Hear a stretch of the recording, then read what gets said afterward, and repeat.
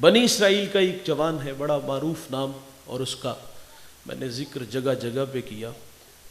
اس کا نام کفل ہے، اور کفل کسی شریف نام نہیں، بہت بڑا بدماش تھا.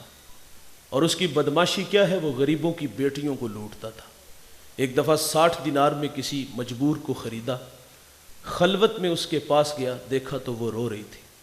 کفل سمجھتا تھا میرے پہلو میں آنے والی ہر بیٹی بے غیرت ہوتی ہے، لیکن یہاں برستے آنسو دیکھے تو قدم رک گئے. سوال کیا کیوں رو رہی ہو؟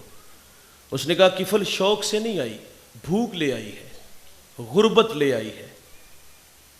یہاں رک کر کے ایک جملہ عرض کروں گا، جب مالدار لوگ، جب سرمایہ دار لوگ، جب وڈیرے لوگ غریبوں کا حق نہیں نہ دیتے تو پھر غریبوں کی بیٹیاں نیلام ہو جاتی ہیں. یہ ڈائمنڈ منڈیاں، یہ بازار حسن، یہ کوٹھے، یہ کنجریاں اس وقت بنتی ہیں جب ہم ان کا حق نہیں دیتے. بڑے فخر سے ہم بیٹھے ہوں نا دوستوں میں تو یہ بات کرتے ہیں کہ بہت بڑے جاگیردار ہیں، بہت بڑے زمیندار ہیں، تجوریاں خزانوں سے بھری ہوئی ہیں، ان کے منہ بھی کھولے ہیں، پیسہ پانی کی طرح بہاتے ہیں، اور معاشرے میں ہم دریا دل مشہور ہیں. لیکن دولت کہاں لٹاتے؟ جہاں نفس کو حظ ملتا ہے. آپ بھی دیہات کی، اور میرا بھی تعلق دیہات سے ہی ہے. ہمارے دیہاتوں میں میلے ٹھیلے کا ماحول ہوتا ہے. کتوں کی لڑائی آئی تو 50,000 وہاں دیا، کرکٹ میچ آیا تو 1,00,000 کا انعام وہاں دیا. دولت کہاں دی؟ جہاں نفس کو حظ ملی. وہاں 80 دیہات جمع ہے. شہرت ہوگی کہ ہزاروں کے نوٹ نچھاور کیے گئے. جہاں نفس کو حظ ملا دولت وہاں لٹائی. اور جہاں دولت لٹانے سے اللہ راضی ہوتا ہے، اس کی رحمتیں برستی ہیں، وہاں غفلت کی پٹی باندھ لی. وہ کیا کسی نے کہا تھا کہ دیکھا ہے میں نے شہر میں کوڑے کے ڈھیر پر 2 بچے لڑ رہے تھے فقط ایک بیر پر. فصلوں کو کاٹتے کچھ ٹوٹی چوڑیاں، کچھ بک گئی ہیں دوستو گندم کے سیر پر. گندم امیر شہر کی ہوتی رہی خراب، بیٹی مگر غریب کی فاقوں سے مر گئی.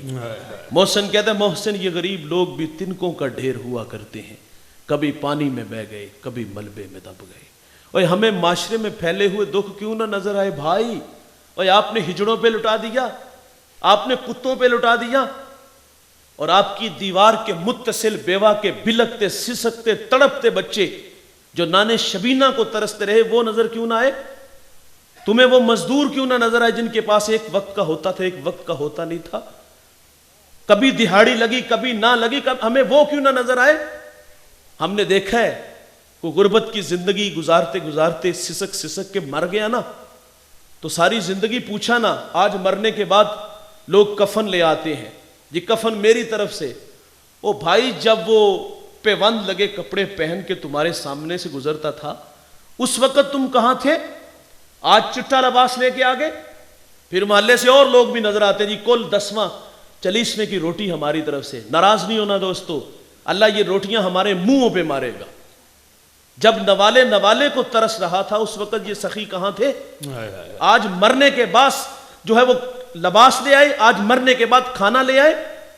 آپ دیکھتے ہو جنازے میں جو سب سے آخر پہ ہوتا ہے نا، اس کی بھی کوشش ہوتی ہے کہ میں آگے بڑھ کے چارپائی کو کندھا دوں. وہ صفوں کو لوگوں کو چیرتا ہوا آگے بڑھتا ہے. لالچ کیا ہے کہ اہل خانہ کو پتہ چلے. 40 قدم چلنے سے صغیرہ گناہ معاف ہوتے ہیں. اور جھلے کاش کہ تو زندہ کو سہارا دیتا. اللہ تمہارے صغیرہ نہیں، اللہ کبیرہ گناہ معاف فرماتا. لیکن ہم نے دولت وہاں دی، بات کو آگے بڑھا لیتے ہیں جہاں نفس کو حظ ملا.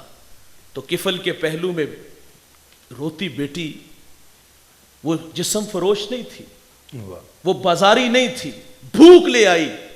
یہ ایک جملہ کفل کی ہدایت کا سبب بنا. دل کے آئینے پہ چوٹ لگی، رونے لگا اور ہاتھ باندھ کے کہتا ہے بہن معاف کر دے، تو جس عزت سے آئی ہے اسی عزت سے واپس گھر چلی جا. میرے لیے دعا کر کے میں بڑا ہی کتا انسان ہوں، اللہ مجھے معاف کر دے. وہ بیٹی گھر چلی گئی، ادھر تقدیر کا قلم چل گیا. اسی رات کفل کو موت آ گئی. صبح ہوئی تو زمانے نے کفل کی دیوار پہ یہ لکھا ہوا پڑا تھا، اللہ نے کفل کو معاف کر دیا ہے.